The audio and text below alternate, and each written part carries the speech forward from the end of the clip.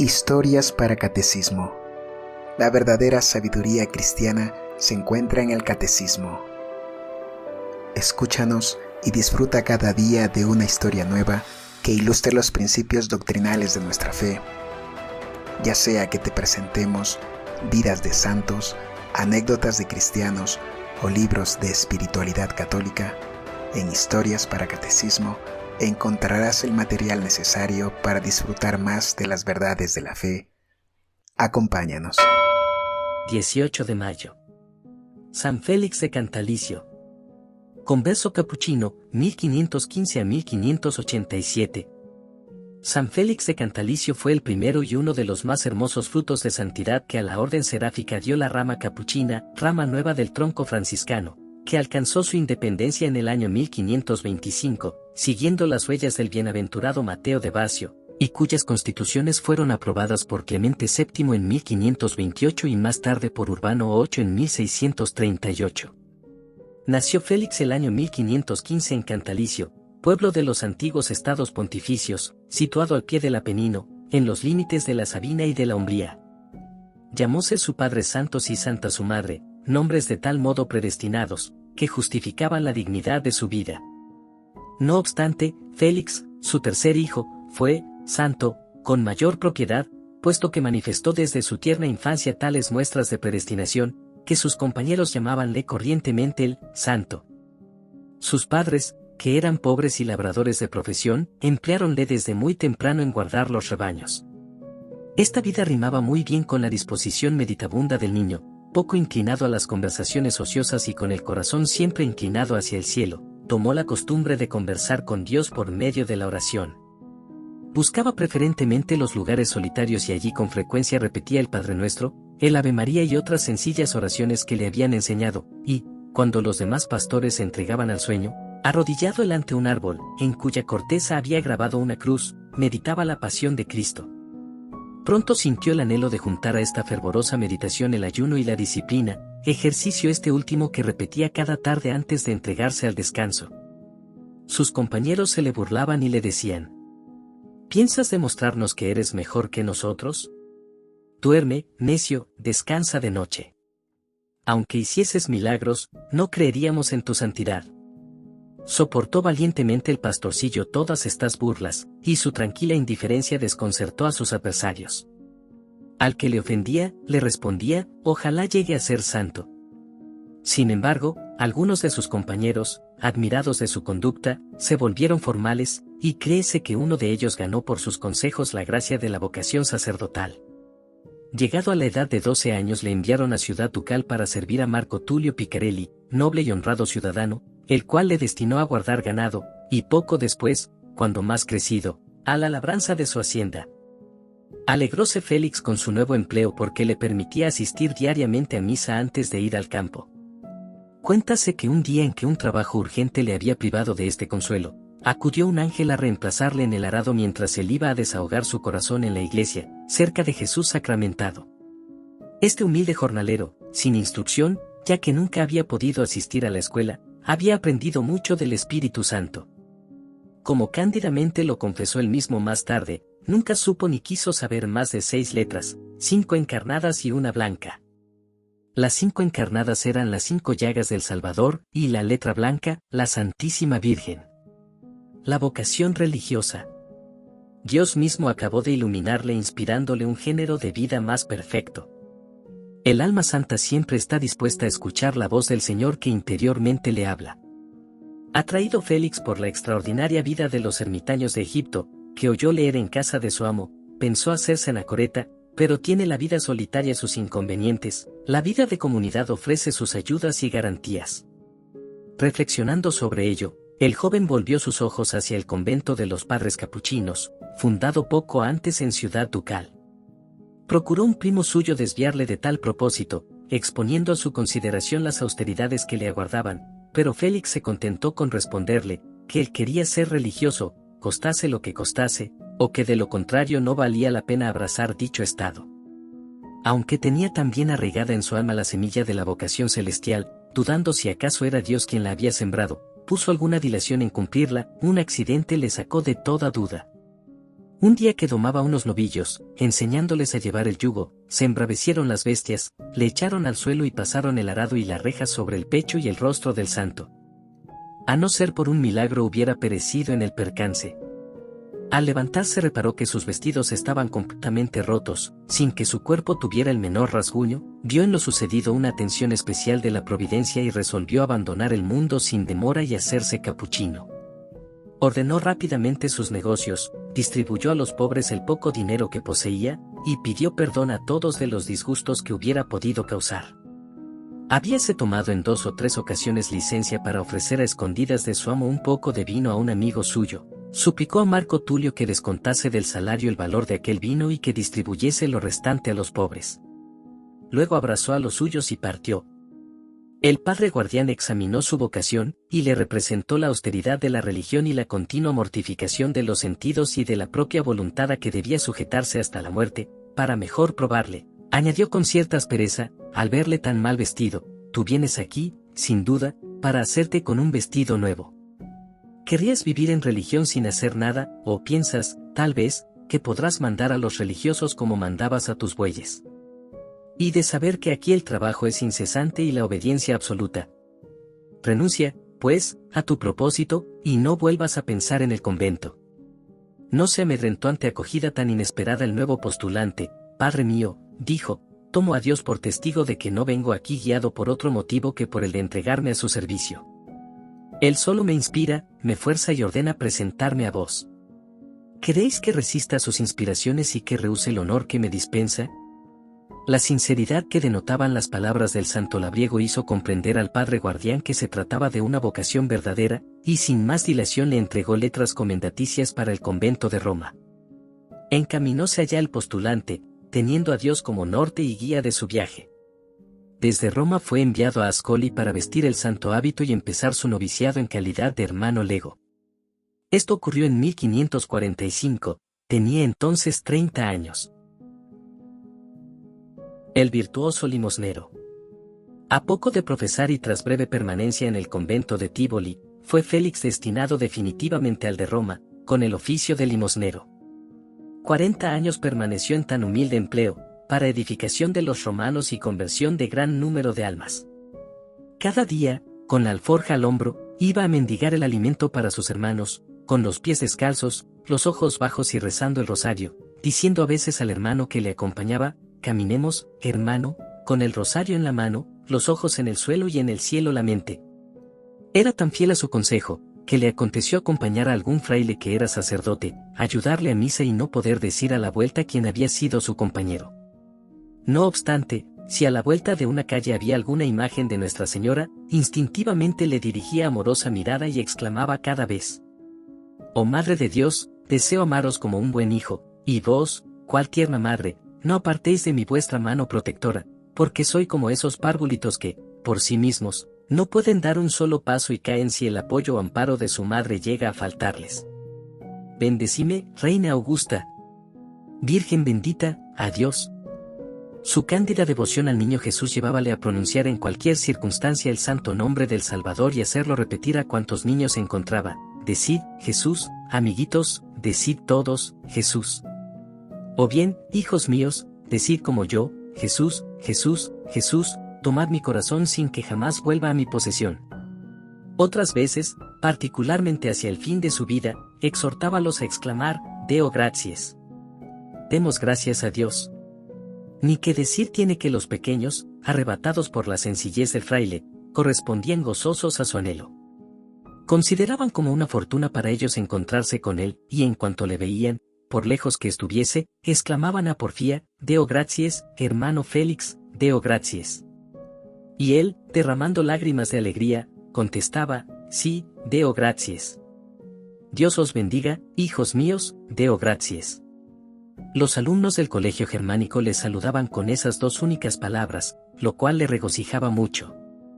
En cierta ocasión, estas mismas palabras Deo gratias sirviéronle como de fórmula mágica para hacer caer la espada de manos de dos duelistas a punto de entrar en liza. Corrió el santo religioso a arrojarse entre ellos gritando: «Decid Deo gratias, hermanos, decid los dos, Deo gratias». Por extraña que fuese, la exhortación tuvo su efecto inmediato y los dos rivales prefirieron dar gracias a Dios antes que herir sus cuerpos ofendiéndole. Toda la vida de Félix de Cantalicio muestra la humildad más profunda y verdadera que podemos imaginar. Aunque estimado y considerado como santo, así por la gente sencilla como por los grandes personajes, no podía soportar alabanzas ni muestras de veneración. No sufría que le besasen la mano. Besádsela, decía, al compañero, que es sacerdote, y no a mí, que soy indigno pecador. Tocante a los sacerdotes, guardábales tales deferencias que les besaba las manos puesto de hinojos, se consideraba indigno de conversar con ellos y no les hablaba más que para responder cuando algo le preguntaban. Deseoso de humillarse ante los demás, gustaba de llamarse el burro del convento. Paso al burro del convento de los capuchinos, exclamaba un día ante la muchedumbre, que deseosa de contemplarle no le dejaba puesto a la salida de una iglesia. Todos buscaban ansiosos al animal. ¿Pero dónde está su burro, hermano Félix?, le preguntaron. El burro soy yo, respondió el buen religioso, prosiguiendo su camino, con los ojos bajos, encorvado bajo el peso de las alforjas llenas que llevaba al convento. De las limosnas solía hacer dos partes, una para sus hermanos los religiosos y otra para sus hermanos los necesitados. Los superiores le autorizaban esta largueza una vez cubiertas las estrictas necesidades de la comunidad. Caminaba en otra circunstancia el hermano Félix por una calle muy estrecha con las alforjas a cuestas. Completamente absorto en su meditación, no reparó en un jinete altanero que hacia él iba y sin avisar se abrió paso derribándole en tierra. Algunos testigos de la escena se indignaron, y el arrogante caballero creyó deber suyo detenerse para responder a tan injustificadas quejas. El hermano Félix, en cambio, aunque pateado y maltrecho por el animal, se levantó y, adelantándose modesto y pacífico, dijo al que tan brutalmente le había tratado: «Dispense, señor, que por mi torpeza y distracción así le haya quitado el paso». Un despectivo encogimiento de hombros fue la respuesta del caballero. Al día siguiente nuestro jinete vino a postrarse a los pies del humilde capuchino e imploraba su perdón, prometiendo usar en el porvenir de más suavidad y vivir como buen cristiano, para lo cual pidió la ayuda de las oraciones y consejos del buen hermano. Félix, complacido, accedió a ello de buen gusto.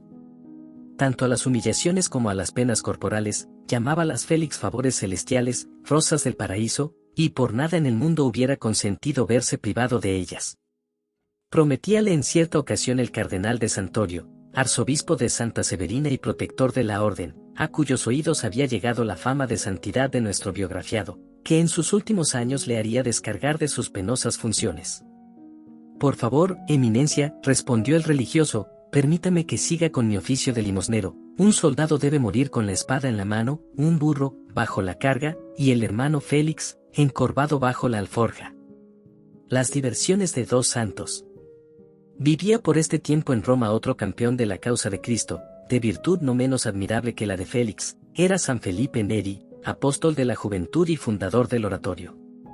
En las alturas de la santidad intimaron grandemente estos dos aristócratas de la virtud. Ocurríales encontrarse en la calle y estrecharse íntimamente en fraternal abrazo sin decirse una palabra, también se comprendían. Otras veces, saludábanse de una manera extraña. Decía el uno: «¿Quién me diera verte achicharrado? Y a mí verte tendido en la rueda». Respondía el otro: «Permita Dios que te corten las manos». Replicaba el primero: «¿Y a ti la cabeza?». Añadía su interlocutor: «Bendito el día en que te veas azotado y a pedradas despachurrado». Decía a veces Felipe: «¿Y tu maniatado y en el Tíber anegado?». Respondía Félix: «Los deseos que mutuamente expresaban eran propiamente deseos de martirio, favor que hubiesen preferido a cualquier otro». Las dos anécdotas que vamos a referir no dejarán de sorprender a los hombres de nuestro siglo, singularmente a los moradores de otras latitudes. A nuestro parecer, los dos santos son tal vez más dignos de admiración que de imitación. Encontrando un día al hermano Félix en la calle, postulando, cubrióle San Felipe con su bonete, y le dijo: «Sigue pidiendo la limosna en esta forma y veremos si eres tan mortificado como pareces». Como buen capuchino, Fray Félix iba siempre con la cabeza descubierta, era pues casi un escándalo verle de este modo y, sobre todo, con bonete semejante. Sonrióse y prosiguió su camino, cubierto y coronado con el cuadrado bonete de San Felipe. Los pasajeros le propinaban amables burlas como estas. Fray Félix vuelve a la infancia, decían unos. Hace penitencias tan asombrosas, que pierde la cabeza, exclamaban otros. No obstante, los más adivinaban el secreto y estaban por ello profundamente edificados. A la vuelta de una calle, cercana a la plaza de San Lorenzo in Damaso, encuéntranse de nuevo frente a frente los dos siervos de Dios. Adelántase Felipe, quita el bonete al lego bruscamente y exclama con fingida indignación: vaya espectáculo que estás dando, hermano Félix. ¡Qué vergüenza para tu orden! Voy a contárselo a tus superiores y suplicarles que castiguen con severidad tus chifladuras. Tranquilo, el humilde capuchino respondió beatíficamente: en verdad, merezco que me castiguen por mis pecados, todo lo aceptaré por amor de Dios. En otra ocasión, acercándose los dos amigos al puente Sant'Angelo en medio de una gran concurrencia, probaron de atraer hacia ellos las burlas y desprecios. Felipe presentó a Félix una enorme botella de vino, el fiasco tradicional, llevóla a sus labios el capuchino y púsose a beber en medio de la calle. Pero esta vez ambos amigos quedaron burlados, pues la gente dijo admirada: ved a un santo que da de beber a otro santo. El peso de una moneda. Entre los preceptos que el seráfico patriarca dejó a sus hijos figura esta importante recomendación: hermanos, si encontráis dinero en vuestro camino no hagáis más caso que del barro que huellan vuestros pies. ¿No había él mismo predicado con el ejemplo, haciendo arrojar oro al estercolero para inculcar más profundamente en los suyos el menosprecio de los bienes perecederos? Ninguno era más exacto que Félix en el cumplimiento de este artículo de regla. La más pequeña moneda parecía quemarle las manos. Lo que oído por un burlón, púsole un día maliciosamente una moneda de plata en las alforjas, sin advertirlo el siervo de Dios, pero luego exclamó: Jesús, Jesús, Jesús. La serpiente está en la alforja. ¡Oh, qué peso! Y llegándose a un soportal cercano descargó toda la alforja, y vista la moneda la echó al lodo. «Ah, eres tú, vil metal», exclamó con aire satisfecho, «eres tú el que tanto pesabas. Recójate el que quiera, que yo no quiero mancharme contigo». Y volviendo a cargarse la alforja se fue. Espíritu de pobreza y de mortificación. De San Félix. Su muerte. Compréndese bien con casos como este, el afecto que Félix de Cantalicio tenía a la santa pobreza. Su hábito era corto, estrecho y remendado, si por ventura se rompía o deshilachaba, él mismo lo remendaba, tanto en invierno como en verano absteníase de túnica y contentábase con el hábito de la orden, o si se permitía un vestido interior había de ser un áspero cilicio o una camisa de mallas que sobre sus carnes llevaba cuando hacía la romería de las 7 basílicas. Su mortificación era tan admirable como su espíritu de pobreza. Privábase incluso de las legítimas satisfacciones, tales como acercarse al fuego durante un frío riguroso, probaba de calentarse paseando por el jardín del convento, y al propio tiempo que caminaba, hablando alto consigo mismo, se iba diciendo: «Vamos, hermano asno», así llamaba a su cuerpo, «estás transido de frío, preciso es que te calientes sin fuego, que no de otro modo se calientan las bestias de carga. Lejos del fuego, hermano asno, lejos del fuego». Junto al fuego negó San Pedro a su divino maestro. Siempre hallaba razones para ocultar sus austeridades. ¿Iba descalzo? Era para caminar más cómodamente. ¿Se disciplinaba hasta derramar sangre? Así se calentaba un poco. ¿Alejábase del fuego? Era para evitar la tentación de entretenerse con largas conversaciones. También hallaba motivos para no dormir más que 2 horas cada noche y pasar lo restante del tiempo en oración. Esta fue su norma de conducta durante los 42 años de su vida religiosa, acumulando en lo íntimo de su corazón renunciamiento y sacrificios, y por ellos méritos y gloria eterna. Purificado por dolorosos padecimientos crónicos, soportado sin queja alguna, llamóle Dios a disfrutar de las alegrías del paraíso el día 18 de mayo del año 1587. Murió Félix pronunciando los dulcísimos nombres de Jesús y María.